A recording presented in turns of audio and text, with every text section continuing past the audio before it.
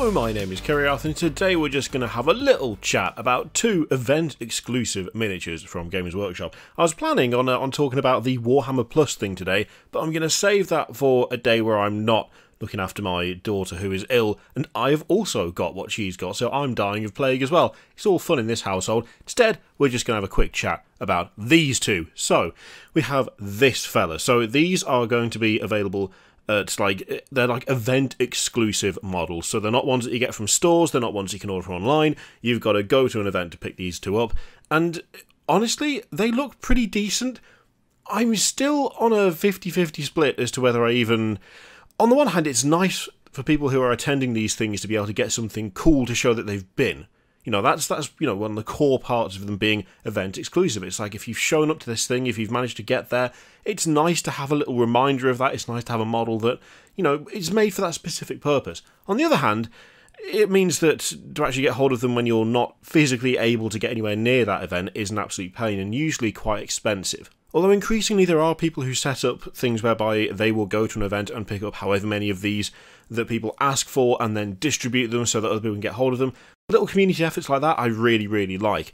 But, this lad, so this Necron fella, this is Necron Lord Hasmoteph the Resplendent.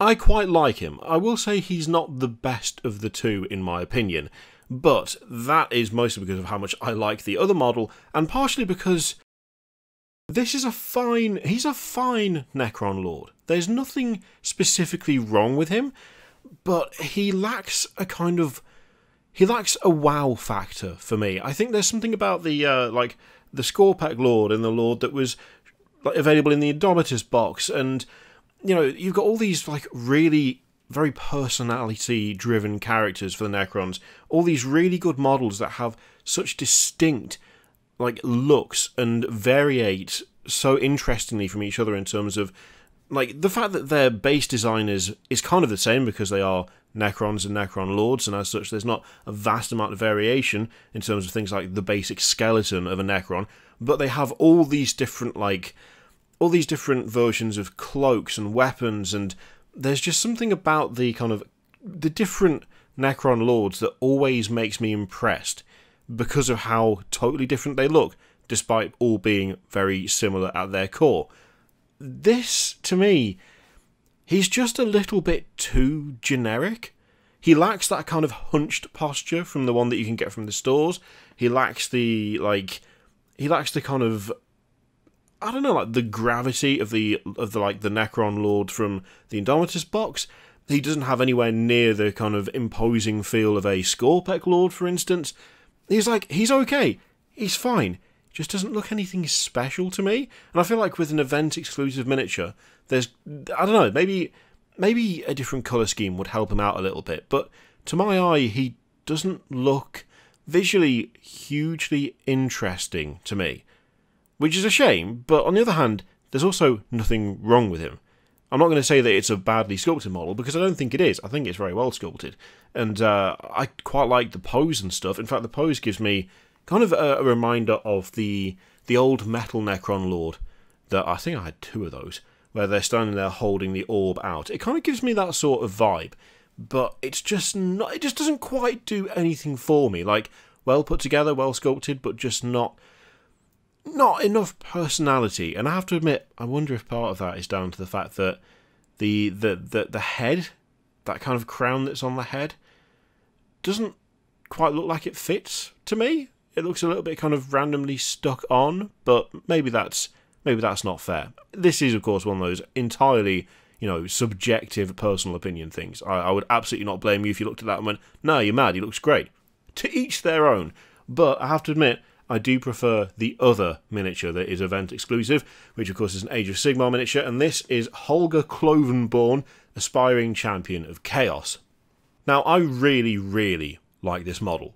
I really like it. Yes, she does not have... Again, it could be argued that she is very much just like a Chaos Warrior with a unique head, and as such, is it really all that interesting? To me, though, this model just has a huge amount of attitude. There is a certain amount of smugness and arrogance there, a kind of self-assuredness, where the expression, I think, on her face is done really, really well. There's just a full-on like, sneering smirk. Just the look of someone who is fairly convinced that they could easily crush you. I think there's a lot of attitude from this model that is kind of lacking from the Necron one. It's just got more personality. Added to which, this is, like, I think one of my favourite, like, women warriors that Games Workshop has made, because she's still, like, she's still built like a warrior. She's like, she has a kind of width and presence to her. The armour is just full plate. There's no boo plate going on there. It just looks like armour that has been made purely for battle and not really for much else. And I really like that. Obviously, there is a place for miniatures that are, you know, more sexualised in nature. I'm not suggesting that that is something that should ever go away, but I would really like to see more of this. Again, it just comes down to more choice. A constant refrain that I use on this channel in these videos is that more choice isn't bad. More choice is almost never bad. Unless you're talking about, you know, absolutely flooding elite choices for certain armies. When it comes to just miniatures, if we're talking models only, more choice is never bad. I reckon there is 100% a place for, like, the Daughters of Cain. There's 100% a place for the Sisters of Battle. There's also a place for miniatures like this. It's perfectly possible, and I think it should be a thing where you have things like the Raging Heroes models, which are like super pin-up style, and then this, which is not. It's just different sides of the same coin, different sides of the same dice, if you want. I really like the way this is done. The shield looks really cool. That's an excellent shield. The massive, ugly maul is fantastic. As I say, there's just loads and loads of attitude. She just looks like she would wipe you out, and I like that in a model. I like that. She absolutely oozes attitude. The broken horn on one side of the head is a really nice touch. I'll say maybe the horn is a little tall. Maybe it's a bit too big. That might be perhaps something that I'd be tempted to, like, shorten it a little bit, just so it's not quite as obtrusive. But really, I think that's the only thing I don't like 100% love about this model. Again though, event exclusive, so it's going to be really tricky to get hold of her. Try not to fall for the scalper trap if you're really dying to get hold of one of these. If you can find one of those groups, or one of those people that is happy to attend events and pick one up for someone, then that's the way to go about it if you can't make it yourself, I reckon.